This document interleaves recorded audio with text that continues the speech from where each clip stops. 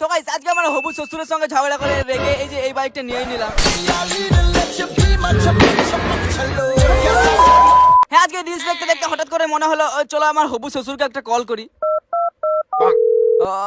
আসসালামু আলাইকুম হবু শ্বশুর। ওয়ালাইকুম আসসালাম। বলছি একটা কথা ছিল। হ্যাঁ বলো বলো কি কথা? বলছি যে আমাকে একটা 4 লাখ টাকা দামে মোটরসাইকেল না দিলে তোমার বিটিকে বিয়ে করতে লাগবো। শালা গরিব খেপা চোদা 4 লাখ টাকা তো দেখেছিস বাপের জন্মে। চল ফোন কর। কি এই আলামিনকে অপমান? হ্যাঁ আমি পেট ব্যথা মাথা ব্যথা সবই সহ্য করতে পারি কিন্তু এরকম অপমান সহ্য করতে পারি না। তাই আর দেরি না করে আমার গেটআপটা সেটআপ করে সাথে সঙ্গে কিছু হালকা হালকা মানুষ নিয়ে বেরিয়ে পড়লাম। চলো শালা খেপাচোদা শ্বশুরকে অকাত দেখাচ্ছে আমার।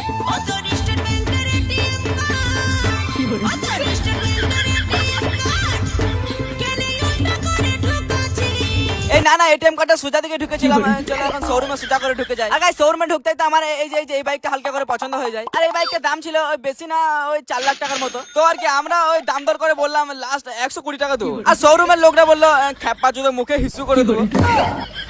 আর তারপর অনেক কষ্টে কোনো রকমে 150 টাকায় রাজি হয়ে যায়। আর আমিও 150 জায়গায় সাইন করে চলো এবার আনবক্সিং করি। কবে এটা তো ফুট চাই না।